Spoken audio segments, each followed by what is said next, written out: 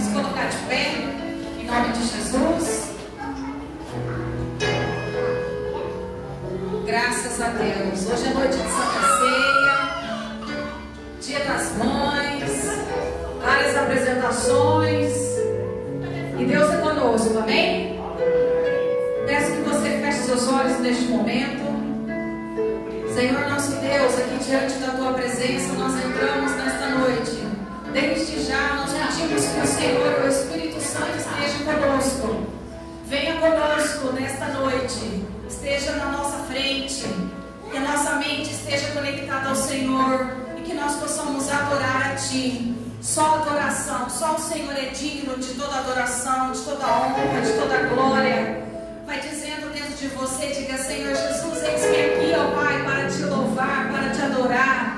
Senhor Jesus, nesta noite, uma noite abençoada, noite em que vamos fazer parte do Teu corpo e do Teu sangue, ó Deus. Em o nome de Jesus, nós glorificamos o Teu nome, porque o Senhor é santo, santo, santo, santo, Deus Todo-Poderoso. Em nome de Jesus, nós adoramos a Ti. Nós adoramos a Ti, Senhor, porque Tu és santo, Deus poderoso. Venha sobre as nossas vidas, Espírito Santo, tenha liberdade de agir no nosso meio. Tenha liberdade em tocar os nossos corações. Tenha liberdade em transformar o nosso eu. Que o Senhor Jesus esteja à frente de todas as situações. Em nome do Senhor Jesus, vamos adorar a Deus. Jesus, na Tua presença, reunimos-nos aqui, contemplamos a Tua face e rendemos-nos a Ti, pois um dia a Sua morte trouxe vida a todos nós e nos deu completo acesso ao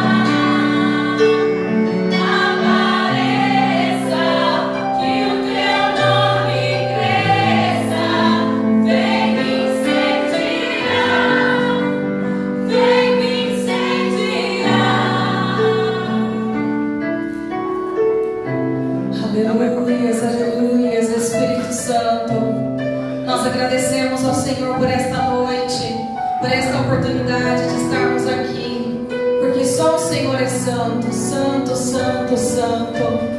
Vamos dar uma salva de palmas, Jesus. Aleluia! Oh, Senhor. Amém, pessoal. Podem se sentar em nome de Jesus. Sejam bem-vindos. Quem chegou agora há pouco. Em nome de Jesus. Nós adoramos um pouquinho o Senhor. E agora nós teremos a apresentação de uma dança do grupo Chamar, que é aqui da IAG. Amém? Em nome de Jesus.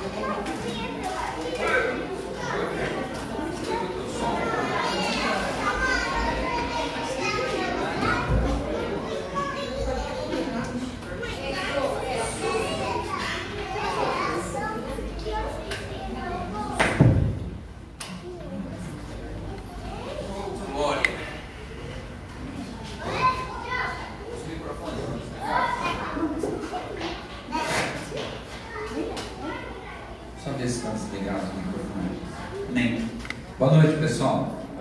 Sejam bem-vindos. Em nome de Jesus. Olha para quem está ao teu lado, pega na mão da pessoa que está ao seu lado e diga à pessoa: seja bem-vindo com a paz do Senhor. Amém. Glória a Deus. E bom, hoje é dia 10, né? 10 dias? 9 ou 10? 10 dias. Hoje é dia de Santa Ceia. Santa Ceia. Dia das Mães também, né? Glória a Deus para quem tem a mãe viva, né? Eu tenho a mãe viva, o pai já não tem mais. Então quem tem a mãe viva tem que aproveitar. Aproveitar a mãe viva, abraçar, falar com a mãe, estar de bem com a mãe, se possível trazê-la à igreja, né? Ali, do lado, ó. Olha lá, do lado, ó. Olha lá. A mãe. Mas não é a minha não, viu? É a mãe da minha esposa, Maria Helena. Mas é como a mãe também, né? É uma pedra no sapato, mas é bênção. Glória a Deus. Seja bem-vindo, pessoal também da internet. Eu espero que essa noite a gente seja muito abençoado. Deus possa nos abençoar com a palavra. Eu tenho uma palavra muito forte para nós aqui. Depois nós temos Santa Ceia. Eu espero que a Santa Ceia a gente possa estar preparado para ter comunhão com Deus. E a Santa Ceia ela não pertence à igreja. Infelizmente nós temos algumas igrejas que elas tentam negociar a Santa Ceia, dizendo quem pode e quem não pode participar da Santa Ceia. A Santa Ceia não é a igreja que determina quem pode, não é pastor que determina quem pode participar da ceia. Jesus é quem diz, através do apóstolo Paulo, ele diz: examine-se, pois, o homem a si mesmo. Então quem tem que fazer esse exame somos nós.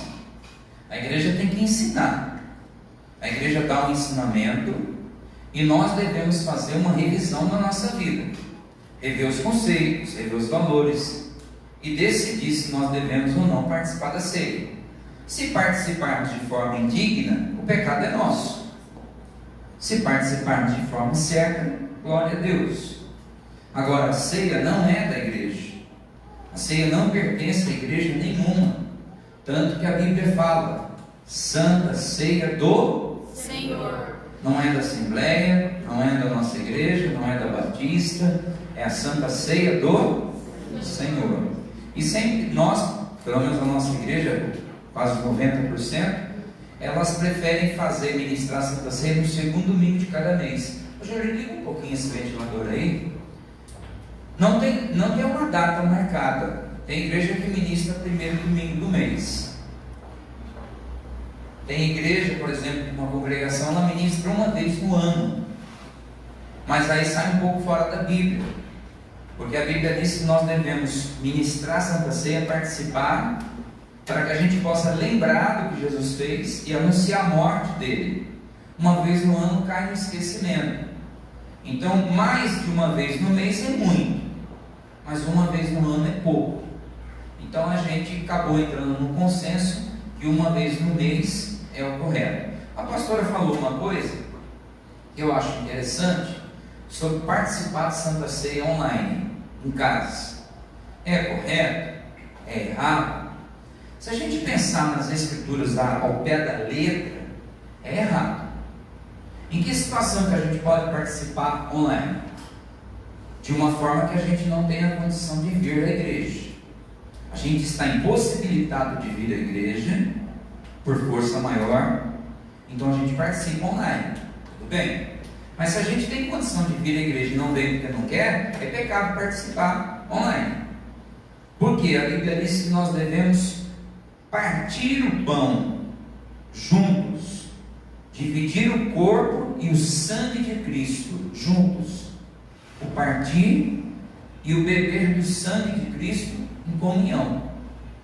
Mas, por exemplo, o Sr. Jorge e a Dona Vera, que são membros da nossa igreja, eles têm mais de 60 anos, eles estão em idades, a chamada idade de risco.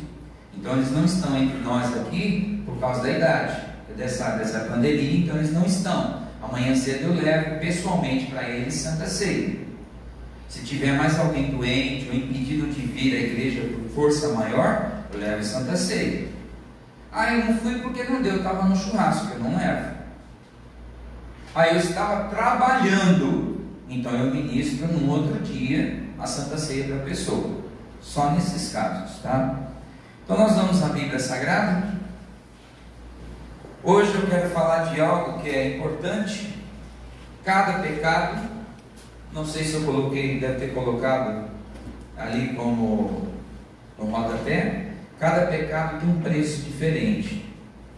Hoje eu quero falar dos valores que se cobra por cada pecado. Cada pecado tem uma tabela. Imagina dessa forma: você vai ao mercado, ou melhor, você vai ao açougue, a panceta tem um preço, o acém tem um preço, o filé mignon tem um preço, o alcatra tem um preço. Não é assim que funciona? O pecado é a mesma coisa. Então eu vou começar a ler com vocês Romanos 6:23, que é onde o apóstolo Paulo fala para a gente sobre isso. Romanos 6:23.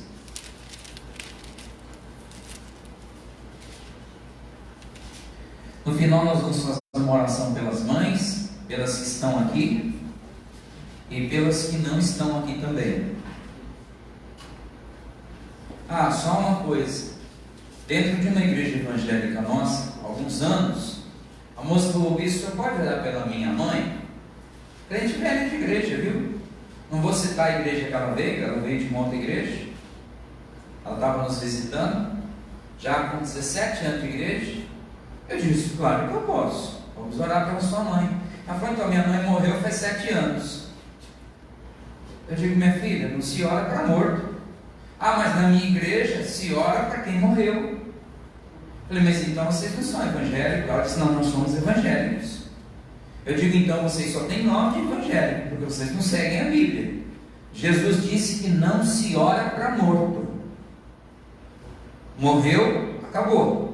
Você deve orar só para quem está vivo. Você deve guardar as boas lembranças de quem morreu, mas não pode mais orar para morto. Oração para morto é pecado. Toda oração que se faz para quem morreu é pecado. Saiba disso. Mas pai, mãe, morreu, orou, morreu, está morto, orou, morto, pecou. Você comete um pecado. É uma oração de abominação aos olhos de Deus. Olhe para quem está do lado e diga: não ore para morto. Seja esse morto quem for, viu? Pode ser parente, pode ser primeiro grau, pode ser pai, irmão, filho. Não se ora para morto. Para quem eu devo orar? Para quem só está vivo. Só para quem está vivo você pode orar.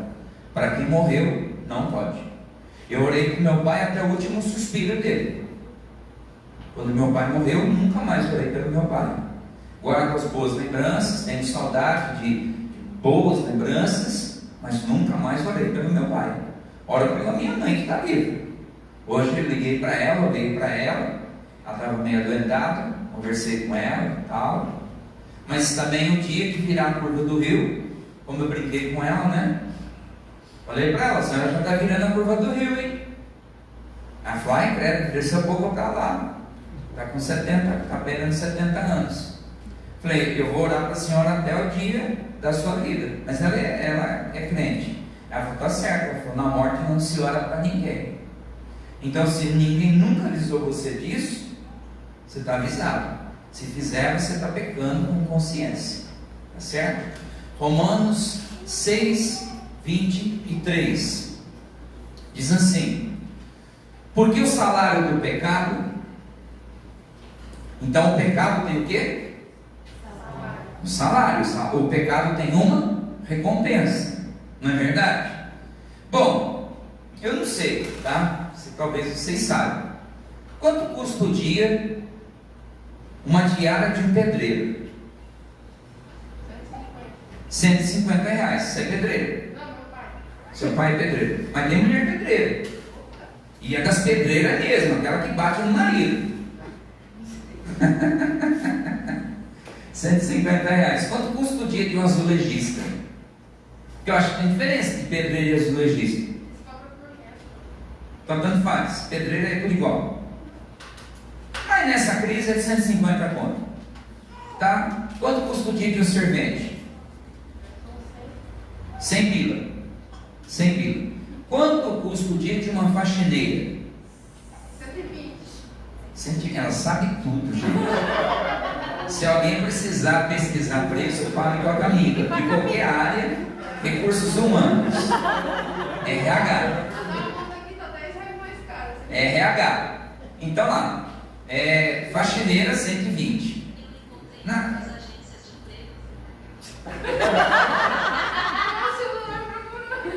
Eu escutei uma agência de emprego. É o Google. Tudo bem. 150, 120 não. Tudo bem, vai. 120 para uma área, 100 para outra área e 150 para o outro lado. Quanto custa o dia de um chapa de caminhão? Fala agora, sabe tudo. 70, 80 reais o chapa de um caminhão. Então cada área tem o seu preço. Mas vou pegar aqui o Roger, porque o Roger sabe mexer com o negócio de pedreiro. Não sei se alguém mais sabe. Mas eu tenho na minha casa um pedacinho de 1,5 metro de muro sem reboco. 1,5 metro de pedacinho sem reboco. Então eu vou contratar um pedreiro para rebocar 1,5 metro de reboco. Eu vou pagar 150 reais? Eu vou contratar ele por dia? Ou eu vou contratar ele por empreita? Então eu vou oferecer para ele 150 reais, ou eu vou oferecer para ele um valor fechado? Ó, eu te pago 50 reais para você rebocar 1,5 metro de reboco. E aí, Roger? Sem graça. Esse negócio é sério. Quanto custa 1 metro de reboco? Uns 15, 20 reais. Então eu falo, Roger, eu te pago 50 reais para você rebocar 1,5 metro de reboco. Pode ser qualquer dia, qualquer hora, né? Eu não vou pagar o dia de serviço. Eu vou pagar equivalente ao que ele vai fazer por mim. Não é assim que funciona? Isso vale para qualquer área, em qualquer situação. A mesma coisa o pecado. A mesma coisa o pecado. O pecado, ele é retornado para nós em forma de salário, conforme aquilo que a gente aplica. Ele disse assim, ó, porque o salário, ou seja, o valor que você vai receber em troca do pecado que você comete é referente ao tamanho do pecado. Se for um pecado pequeno, o salário, o valor é pequeno. Se for um pecado grande, o valor vai ser grande. Tem gente que comete pecado grande e perde casa, perde carro, perde vida, perde parte do corpo, perde emprego e perde tantas coisas. Tem gente que comete pecado menor que perde o nome só, perde outras coisas. Pecado não é tudo igual? Não é isso que fala? Isso, se a gente fosse levar por esse ângulo, se todo pecado fosse igual, então todos nós iríamos para o inferno. Todos nós iríamos para o inferno. Se todo pecado fosse igual, todos nós iríamos para o inferno. Jesus perdoou todos os nossos pecados. Então quer dizer que eu pego, eu fico de mal do irmão, tá? Eu cometi um pecado. Mas aí eu vou lá fora e dou 3 tiros na cabeça do outro irmão. É tudo igual. E eu venho, peço perdão para Jesus, está tudo certo, tudo igual. Vocês acham que todo pecado é igual? Essa é uma questão. A gente para pensar que todos os pecados são iguais. A questão é a forma que nós cometemos, na situação que nós temos o conhecimento. O quanto que nós cometemos, o quanto que nós temos conhecimento para cometer determinado pecado. Quando nós somos ignorantes, sem conhecer a palavra de Deus, o pecado não tem peso na nossa vida, porque nós somos ignorantes de Deus. Mas quanto mais conhecimento nós temos de Deus, mais peso esse pecado ele tem na nossa vida. Eu vou continuar lendo e vou explicar isso um pouquinho mais para frente. Porque o salário do pecado é a morte. Aí você vai entender que não tem a ver com morte física. Ninguém vai morrer por causa do pecado. Mas o dom gratuito de Deus é a vida eterna por Cristo Jesus nosso Senhor. Vamos dar um pulinho em Josué, capítulo 16. Eu vou ler um trechinho de um pecado, tá? E sua consequência. Um pecado e sua consequência. Josué 16, capítulo 16, verso 20 e 21. Não tem. Josué? Josué é Juízes, perdão. Juízes. Para frente, o livro da frente. Juízes 16. Às vezes vai dar um barulhinho que está com um pouquinho de curva isso aqui. Isso, 16, 20. Aqui é o seguinte, é simples, é a história de Sansão, vocês devem conhecer a história de Sansão. Ele tinha um pacto com Deus, ele era um homem de Deus, levava as coisas de Deus com muita seriedade, mas ele cometeu um pecado. Qual foi o pecado que ele cometeu? Ele quebrou aquela aliança, ele desonrou a Deus, e ele contou para Dalila aquilo que ele não poderia contar para ninguém. Ele entregou o segredo de Deus para os filisteus. E ele disse que a força dele estava no pacto com Deus, que ele não passava navalha sobre a cabeça. E ele dormiu, estava lá, tinha namorado, estava lá dormindo. A Dalila foi lá, passou a navalha, eles foram lá, Dalila, passaram a navalha sobre o cabelo dele. E vieram os filisteus buscar Sansão preso. Sansão matava 1000 pessoas. Para quem quiser ler a história, Sansão matava 1000 pessoas sem ter uma espada na mão. Sansão tinha uma força de um monstro. A Dalila acordou Sansão e disse: Sansão, vem vindo homens para te fazer escravo, levanta. E Sansão, então, acordando do seu sono, ele já tinha cometido pecado. Lembra que o preço do pecado é conforme o preço, o salário do pecado é conforme aquilo que você comete. Olha só, diz assim: disse ela, os filisteus são sobre ti, Sansão. Acordou ele do seu sono e disse: sairei ainda esta vez, como dantes, como outras vezes, e sacudirei, porque ele, olha lá que legal, ele não sabia que já o Senhor já tinha o quê? Tem uma tradução que diz: ele não sabia que Deus já não estava mais na vida dele. Por que Deus havia abandonado ele? Porque espiritualmente falando, Deus já tinha morrido na vida dele. A vida espiritual de Sansão estava morta. Sansão só era um homem como qualquer outro. Quando a Bíblia diz que o preço do pecado é a morte, está dizendo que o Espírito Santo não habita entre o pecado e Deus. O Espírito Santo não vai ficar habitando no meio do pecado. O Espírito Santo não vai morar numa casa suja.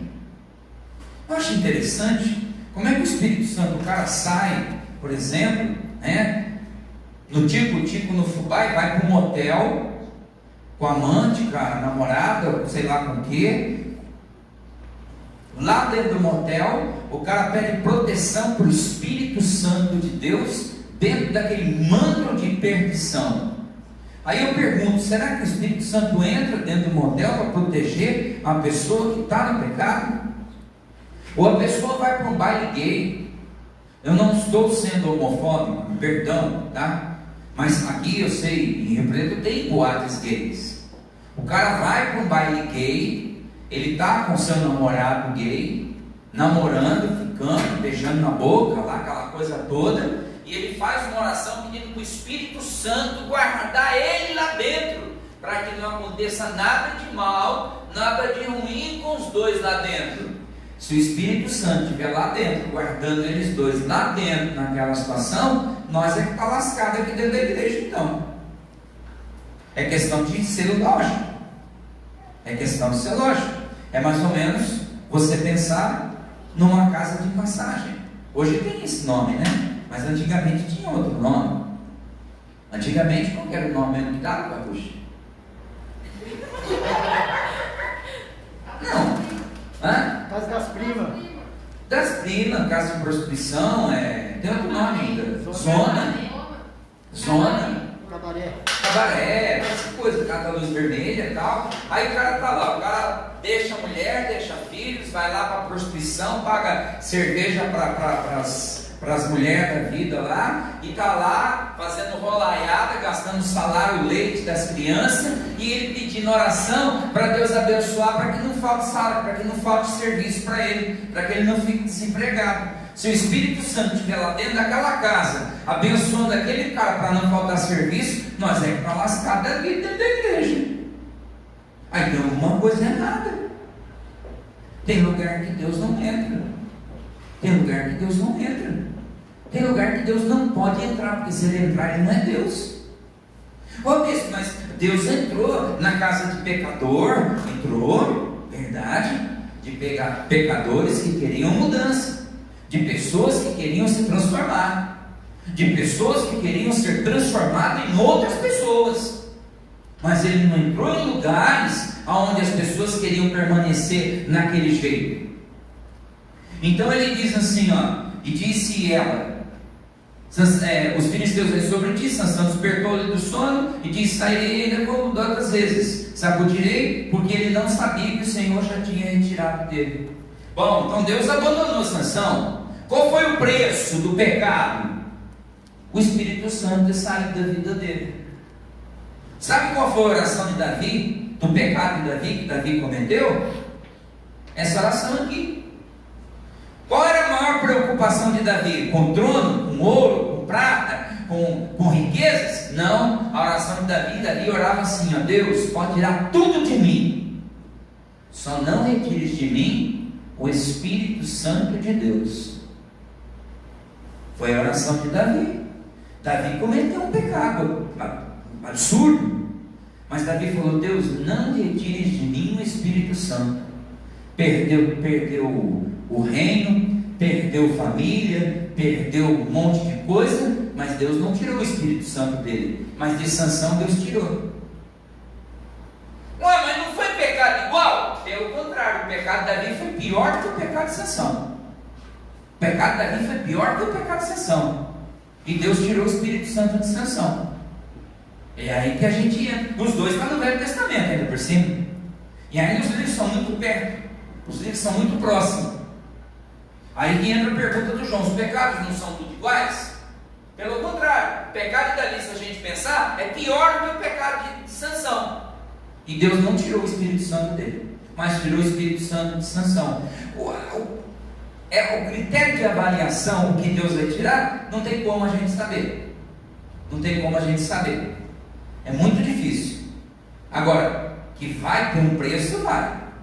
Que vai vir uma conta para se pagar, vai. Nós não sabemos nem o dia, nem a hora, nem quando, mas que vai vir conta, vai. O preço do pecado é a morte.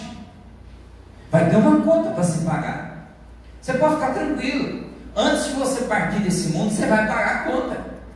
Isso é fato, está escrito na Bíblia. Aí diz assim, ó: então os filisteus pegaram nele, deram um pau nele, meteram o cacete nele, arrancaram-lhe os olhos.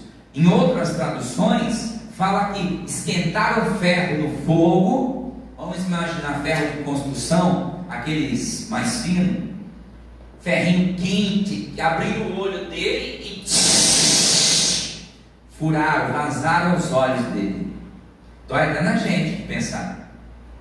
Com anestesia, pensa nos 10 homens segurando você, abrindo o seu olho e metendo um negócio quente no seu olho. Ele ficou cego dos 2 olhos. Sansão perdeu o Espírito Santo, perdeu a visão, ficou cego. Mas Deus deixou? É o preço do pecado, meu filho. Todo pecado tem um preço. Todo pecado tem um preço. Quem estabelece o valor do preço, eu não sei. Eu só sei que tem um preço. Arrancaram-lhe os olhos e fizeram descer a Gaza. E ainda amarraram-no com 2 cadeias de bronze. E ele girava no moinho no cárcere. Então ele apanhou, ficou cego, amarraram ele e ele girava em volta. Era uma pedra de moinho puxada por burro ou por bois, que ele ficava girando em volta. Sansão, depois daquele tempo, Ele passou meses, a Bíblia não fala. Se a gente for estudar teologia, a gente vai saber que ele ficou muitos meses, porque cicatrizou os olhos, o cabelo cresceu, ele ficou meses ali, e andava, e andava, e andava. E sabe aquela coisa que quanto mais anda, nunca chega? Porque ele não enxergava. É aquela pessoa que faz, e está sempre piorando. A pessoa fala: meu Deus, eu não sei onde vai meu dinheiro, eu não sei onde vai, estou trabalhando tanto, não consigo nada, parece que sempre está indo de fio a pavio, de mal a pior. É o Sansão. Que preço que é esse? É o preço do pecado. Depois ele teve um arrependimento. Se você for ver, a Bíblia fala que Sansão matou mais gente na morte dele do que na vida. Ele se arrependeu, ele pediu perdão a Deus, o cabelo cresceu. Aí levaram ele para escarnecer ele num estádio, colocaram ele no meio de duas pilastras, tinha milhares de pessoas assistindo lá para poder tirar o sarro dele. Ele pede perdão a Deus, ele se conserta com Deus, o Espírito Santo volta na vida dele. Então ele pega e derruba aquelas pilastras, e ele destrói todo aquele coliseu, e morre milhares de pessoas, inclusive ele. A Bíblia diz que morre mais gente na morte dele do que em vida, mas ele morreu. Por quê? Por causa de um pecado. Sansão perdeu o Espírito Santo, perdeu a visão, foi amarrado, apanhou, passou vergonha, girou em volta, rodou em volta muitos anos por causa de um pecado. Agora, esse critério de o que vai ser cobrado, como vai ser cobrado, eu não sei essa matemática. Eu gostaria que você fizesse uma gentileza, segundo Samuel, tem uma outra passagem aqui, que é segundo Samuel, dá para a gente tirar aqui uma ideia. Segundo Samuel, capítulo 11, deixa eu abrir aqui para achar aqui. 11. Você pode ler com calma, você mesmo faz essa avaliação.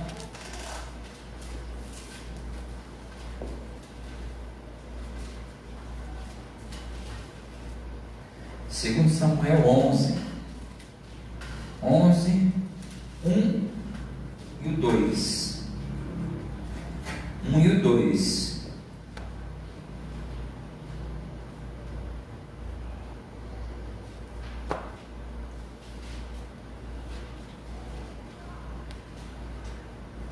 Aqui é forte, aqui é muito forte. Aqui é o pecado de Davi, aqui é o pecado do rei Davi. E aconteceu que, tendo decorrido um ano, no tempo em que os reis saem à guerra, enviou Davi a Joabe, e com ele os seus servos e todo Israel, e eles destruíram os filhos de Amon e cercaram a Rabá. Porém, Davi ficou aonde?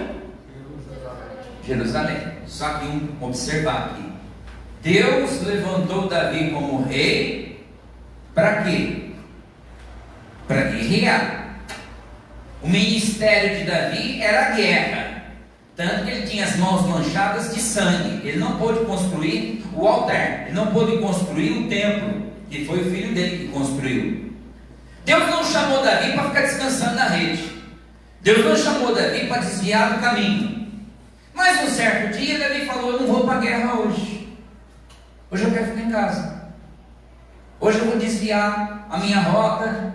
Então hoje eu quero que Joabe vai para a guerra, e eu quero ficar no bem bom, em casa, descansando. Ele desviou da rota que Deus havia traçado para ele. Um conselho para você: não desvie daquilo que Deus tem para você, porque você vai pecar.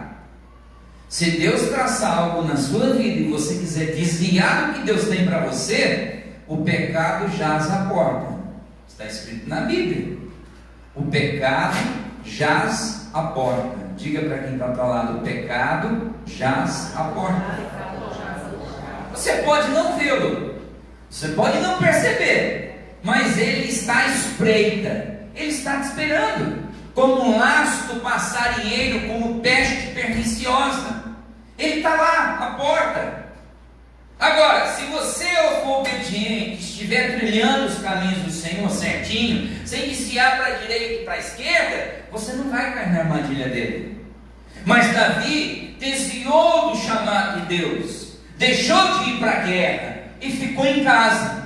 Enquanto os soldados guerreavam e ele descansando, o que aconteceu? O pecado jaz à porta. No tempo em que os reis saem à guerra, Davi enviou Joabe com ele seus servos e todo Israel, destruíram os filhos de Amon, cercaram a Rabá, porém Davi ficou em Jerusalém. E aconteceu que, numa tarde, Davi se levantou da sua cama. O que ele estava fazendo? Dormindo. Numa bela tarde de sol, que não era para ele estar dormindo à tarde, era para ele estar matando inimigo, era para ele estar traçando guerras, era para ele estar conquistando reinos, mas ele foi descansar. E a Bíblia diz que ele se levantou da sua cama e andava passeando pelo terraço, sem ter o que fazer, desocupado, cabeça vazia, oficina de quem? Do diabo. Você não vem na igreja, você fica em casa, não tem o que fazer, fica lá sem ter o que pensar, e daqui a pouco começa a pensar besteira, aí está brigando com o marido, está brigando com o filho, no dia seguinte já está com os problemas, aí devia ter ido na igreja. Sério, me arrependi de ter ido no culto. Não veio, nem veio. Não veio porque não quis. Depois que acabou o horário, não adianta se arrepender. E andava passeando no terraço na casa real. Olha só, olha aqui o pecado jaz à porta. E viu do terraço quem? Uma mulher. Uma mulher. Por que ele viu uma mulher? Porque ele não estava na guerra. Se ele estivesse na guerra, ele teria visto a mulher? Claro que não. Se você estiver onde Deus colocar você, você está livre do pecado. Mas se você desviar a rota do que Deus tem para você, Ele vai com certeza te embananar. O pecado jaz à porta. E viu uma mulher que se estava lavando, e era uma mulher muito formosa à vista. Para quê? Bateu o olho, ficou hipnotizado. Betseba, ele ficou apaixonado, ele ficou endemoniado, encafifado, e ele só pensava na mulher, aqueles cabelões compridos, aqueles olhos igual duas esmeralda. Meu Deus do céu, eu quero ela, eu quero ela, eu quero ela, eu quero ela, eu quero ela, eu quero ela, eu quero ela, eu quero ela, eu quero ela. Aí ele foi perguntar, disseram, ela é recém-casada, ela é esposa de um soldado chamado Urias. Eu quero ela, eu sou rei, ele não é nada, vou armar uma emboscada, eu mato esse miserável. Ele armou uma emboscada, mandou matar o coitado inocente de Urias, e depois se fez de vítima, casou com a Betseba, casou com a moça no pecado, nasceu uma criança, e o preço veio para ele pagar. Qual foi a primeira conta? Quem sabe? Aí vocês dizem que pecado, aí vocês podem pensar que pecado é tudo igual, né? Você vai ver que pecado é tudo igual. Qual foi a primeira conta a ser paga? Nasceu a criança que é inocente. Qual foi a primeira conta a ser paga? A criança morreu. A criança não era inocente, mas era fruto do pecado que Davi tinha cometido. Acabou por aí a conta? Essa era a primeira parcela, porque foi dividida em várias parcelas. Depois veio a segunda parcela. Qual foi? O filho do meio olhou para a irmã e ficou apaixonado pela irmã. Ficou apaixonado pela irmã. Quero minha irmã, quero minha irmã. E deu um jeitinho de ficar doente lá e fez uma emboscada, estuprou a irmã. A irmã ficou depressiva, mal. Davi não sabia o que fazer. O irmão mais velho Como é que chamava o mais velho? Absalão. Absalão foi lá e matou o irmão. Matou o irmão. Olha quanta desgraça da família de Davi. Segunda parcela. Acabou aí? Não. Agora o Absalão revoltado se levanta contra o pai e toma o trono do pai. Acabou por aí? Não. Eu estou resumindo. E ele começa atrás do pai, o pai perde tudo, vai para as cavernas e perde tudo, e o pai vai perdendo, e o filho atrás dele, e o filho correndo atrás dele de cavalo, e o pai correndo do filho, e o filho sem perceber a cavalo, correndo, passa debaixo de uma árvore, que uma forquilha ele enrosca o pescoço e morre enforcado numa árvore, o filho de Absalão. E Davi se joga no chão, rasga a roupa e chora amargamente por esse dia que ele não foi para a batalha e o diabo estava à porta dele para que ele pecasse, pois se ele tivesse ido para a batalha, nada disso teria acontecido. Não mude sua rota, faça aquilo que Deus tem para você. Ah, bispo, eu sou fulano de tal, porque, meu irmão, o diabo não olha título, o diabo não olha tempo de igreja, o diabo está pouco se importando quem é você. Ele conseguiu derrubar pessoas muito maiores que nós. Você pensa que você é alguma coisa, ou eu sou alguma coisa? Somos meros espectadores nesse mundo que tem por aí. O que nós precisamos é focar na palavra de Deus constantemente. A Bíblia diz que o pecado jaz na porta, nós precisamos é fechar as brechas.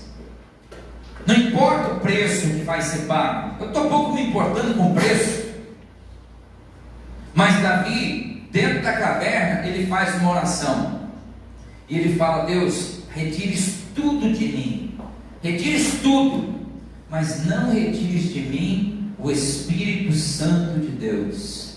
E Deus ouviu a oração de Davi, não retirou o Espírito Santo dele, mas ele perdeu tudo o resto, perdeu família, perdeu trono, perdeu tudo. Ele teve que reconquistar tudo de novo, e ele reconquistou com humildade, com integridade. Ele reconheceu o pecado, pagou por esse pecado, mas não perdeu o Espírito Santo, como Sansão perdeu o Espírito Santo. Sansão nem sequer percebeu que tinha perdido o Espírito Santo. Tem gente que é tão insensato, tem gente que é tão insensível, que nem sabe o que é o Espírito Santo na vida da pessoa. Tem gente que nem sabe que diferença faz o Espírito Santo na vida de uma pessoa. Mas Davi sabia a diferença que faz o Espírito Santo na vida de uma pessoa. O Espírito Santo faz a gente ser mais sensível às coisas de Deus. O Espírito Santo convence a gente de coisas que sem ele a gente não se convenceria. A pessoa sem Espírito Santo, ela é soberba, ela é arrogante, ela é prepotente, ela é orgulhosa, ela acha que sabe tudo dela é melhor, e aí por cima, vai embora. A pessoa com o Espírito Santo, ela reconhece que não sabe tudo, ela se arrepende com mais facilidade, ela se desculpa com mais facilidade. A pessoa que tem o Espírito Santo convence ela do pecado mais fácil, porque essa é a função do Espírito Santo, nos convencer do pecado. É a única função que ele tem, nos convencer que nós somos pecadores. E é por isso que nós estamos aqui hoje, é por isso que nós vamos tomar Santa Ceia. Nós vamos tomar Santa Ceia não é porque nós somos bons, não, é porque o Espírito Santo convence que nós somos pecadores, e nós vamos orar, pedir perdão a Ele, para que nós possamos compartilhar do corpo e do sangue de Cristo, e pela misericórdia de Deus, Ele vai nos conceder a graça e nos lavar com o teu sangue. Essa é a função do Espírito Santo. Mas não brinque com Deus, porque pode chegar uma hora que Ele perca a paciência e retire de você até o Espírito Santo, como aconteceu com Sansão. Ah, não, comigo não acontece. Aconteceu com Sansão, que era juiz de Israel. Você não é melhor do que ele. Leve as coisas de Deus com seriedade. E para nós terminarmos esta mensagem, eu gostaria que você fizesse a gentileza, última leitura, Eu poderia estender bastante essa leitura, mas eu vou terminar aqui, Eclesiastes 10:4, a última leitura. Parece que tem as crianças ainda que vai cantar alguma coisa, né? Não sei. Tem criança, mãe? Tem criança, né? Tem Santa Ceia, tem Dia das Mães das Crianças ainda.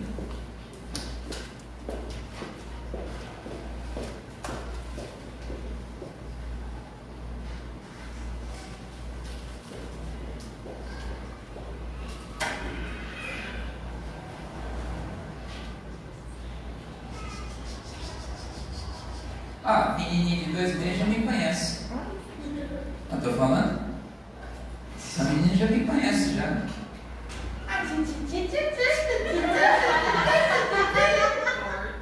Eu estou conversando com a adolescência. É uma conversa bebenation.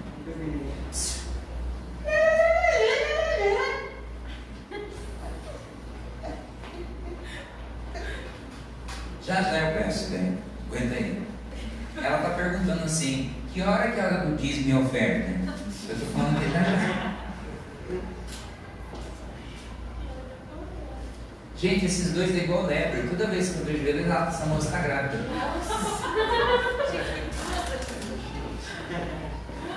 As 2 vezes que eu vi eles, já estava 2 vezes grávida.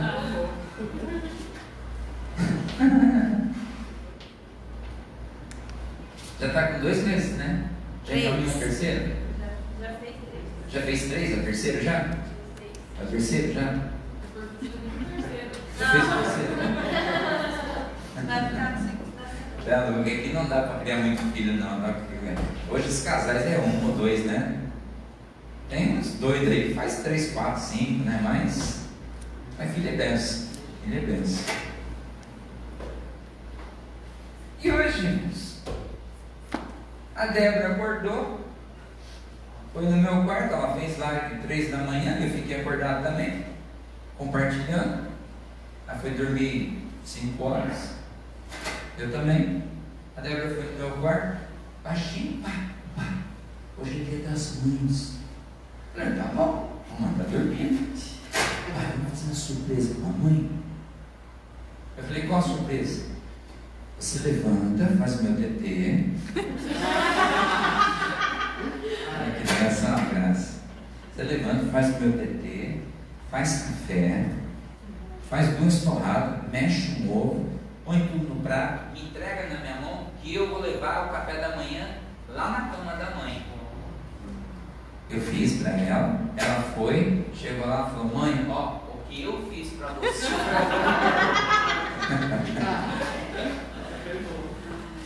Aí essa que falou assim, filha, foi a primeira vez na vida que eu recebi esse café da manhã. Aí agora à tarde ela ficou brava com a filha, sabe o que a filha falou? Eu fiz tudo aquilo para você e você agora vem dar uma bronca em mim agora à tarde, mãe. Criança muito esperta. Pensou você ter uns 4, 5 desse jeito? Está lascado. Eclesiastes, que eu falei 10:4, né? Então diz assim, ó, levantando-se contra ti o espírito do governador. Algumas traduções falam assim, levantando-se contra ti autoridades espirituais, não deixes o teu lugar, porque a submissão é um remédio que aplaca grandes ofensas. O que nós vamos pegar dessa lição é a seguinte, é a palavra do meio, que diz assim, ó, quando o espírito do governador se levanta contra você, quando a autoridade se levantar contra você, não saias do teu lugar. Normalmente, quando alguém se levanta contra nós, alguma situação se levanta contra nós, nós temos um grave defeito de sair do nosso lugar.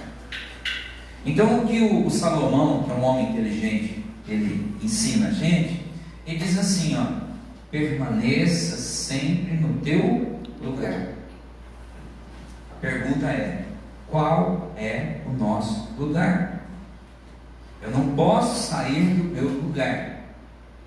Mas qual é o meu lugar?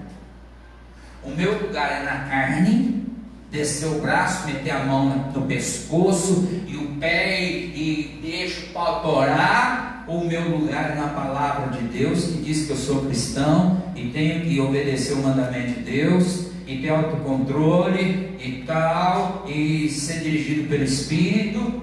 Onde é o meu lugar? Essa é a questão.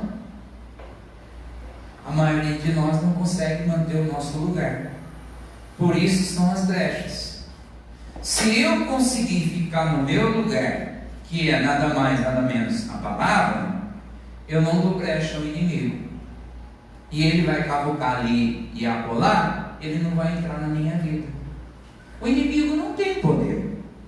O inimigo não tem autoridade, desde que eu permaneça no meu lugar. Agora, a partir do momento que eu saio do meu lugar, deixo a palavra de Deus para tentar resolver as coisas do meu jeito, então eu vou ter consequências na minha vida. Pode ser que eu não tenha agora. Pode ser que você, tem os seus filhos pequenos e você fala, o tempo passa. Você vai viver, seus filhos vão crescer, e quando seus filhos forem moços, adultos, e você começar a ter problema com filhos, aí você vai lembrar dessa palavra. Você vai falar que isso não aconteceu comigo, mas eu estou passando um grande problema com os meus filhos. Porque a Bíblia diz que Deus visita a maldade dos pais nos filhos até a 3ª e 4ª geração dos que o aborrecem. Não sou eu que estou falando. Êxodo capítulo 20, versículo 5, está escrito lá. Não sou eu que estou falando. Se você gosta ou não, é uma outra questão. São palavras de Deus.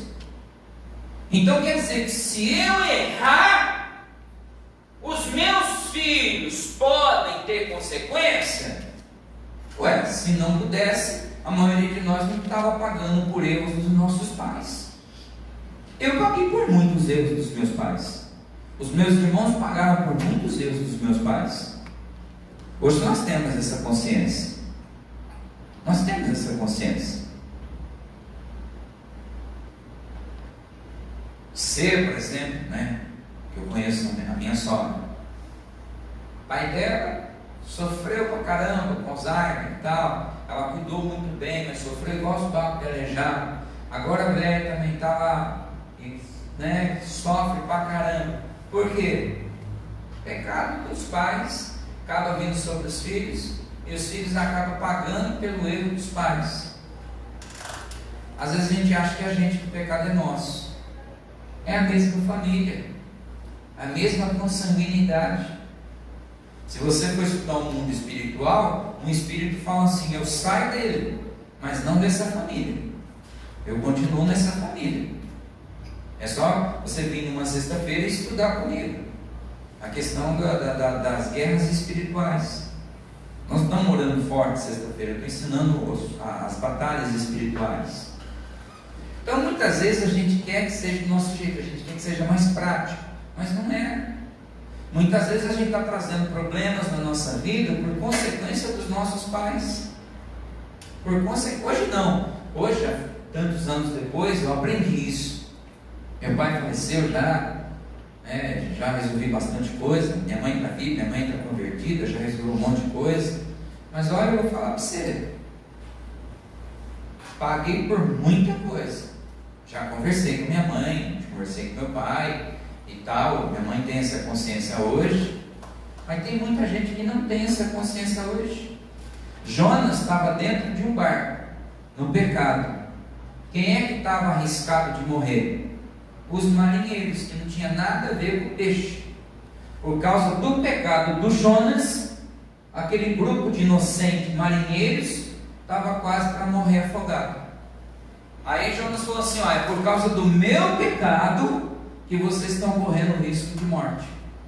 Aí quando tiraram Jonas do barco, o barco então ficou a salvo.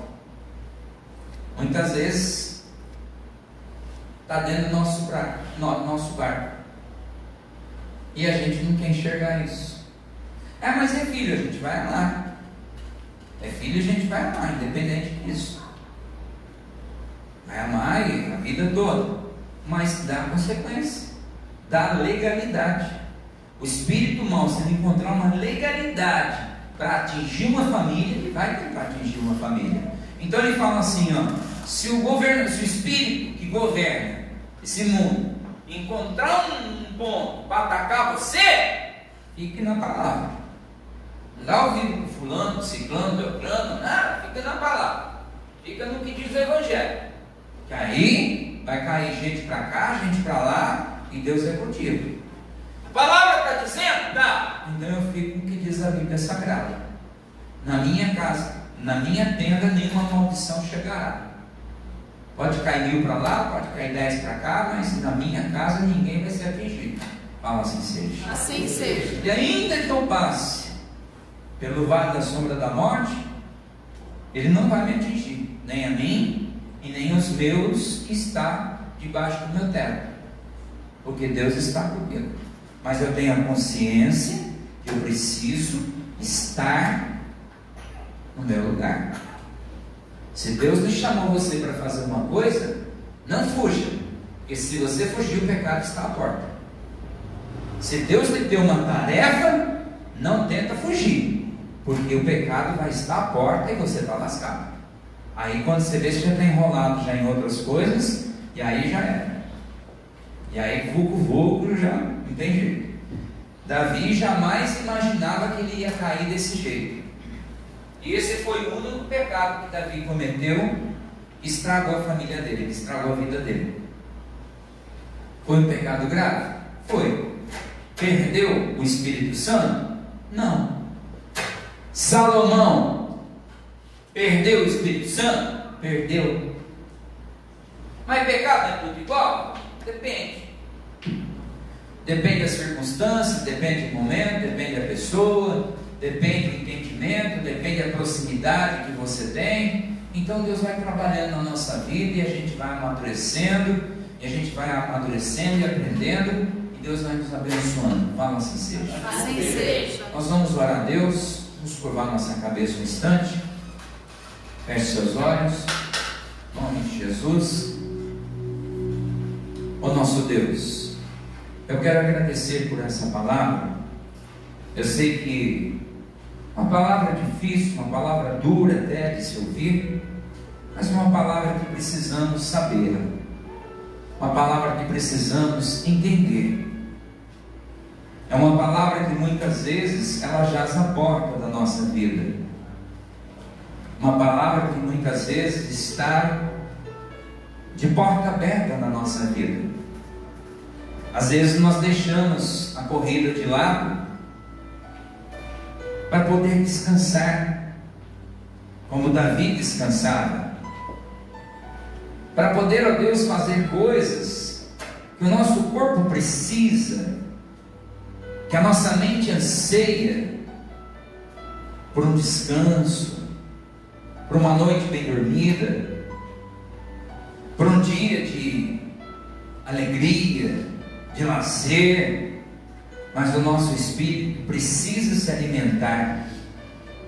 Talvez nós não percebemos a necessidade de fome que temos, mas o Espírito Santo nos mostra a fome que nós temos, a fome e a sede que temos do Senhor, para que possamos, Deus, estar sempre nos enchendo mais e mais do Senhor. E isso vai fechar as brechas, isso vai impedir que o inimigo, ó Deus, tente contra nós, porque o pecado jaz na porta. Isso é de todos nós. A gente sabe que as tentações estão aí fora, em tudo quanto é lado. É dentro de casa, é no trabalho, é na sociedade, é na igreja, em todo lugar a tentação está solta. Mas o Senhor disse que nós podemos vencer todas elas. Nós podemos vencer as tentações, ó Deus, se o Espírito Santo estiver com nós. O Espírito Santo nos ajuda, nos fortaleça, derrama a sua graça sobre nós e nos abençoe. Que esta palavra seja uma semente que cresça em nossa vida e floresça para a glória do seu nome, é o que eu te peço. Amém. Glória a Deus. Pessoal do Facebook, Deus Deus abençoe. Forte abraço. Em nome de Jesus, eu não vou ministrar pelo Facebook hoje. Em nome de Jesus. E quem precisar, se tiver depois doente, qualquer coisa nessa situação, é só falar comigo e pelo WhatsApp, que aí eu levo na casa da pessoa, tá? Se for membro da igreja. Se não for, se não tiver igreja na onde você mora, procura uma igreja perto da sua casa. Você tem que ir numa igreja, trata de ir para uma igreja. Se não tem nossa igreja perto da sua casa, você procura uma igreja. Se você não sabe qual igreja, você liga para mim que eu te oriento você procurar uma igreja. Tem igreja boa, sim. É muita igreja boa. Não é só nossa igreja não. Tem bastante igreja boa que dá para frequentar. Eu não sou hipócrita de falar que é só nossa igreja não. Tem igreja boa. Tem nossa igreja enrolada. A igreja com o Júlio era enrolada. Enrolou toda a vida dele. Mas tem igreja boa, não tem, Júlio? Tem igreja boa. Glória a Deus, tá bom? Deus abençoe para vocês do Facebook.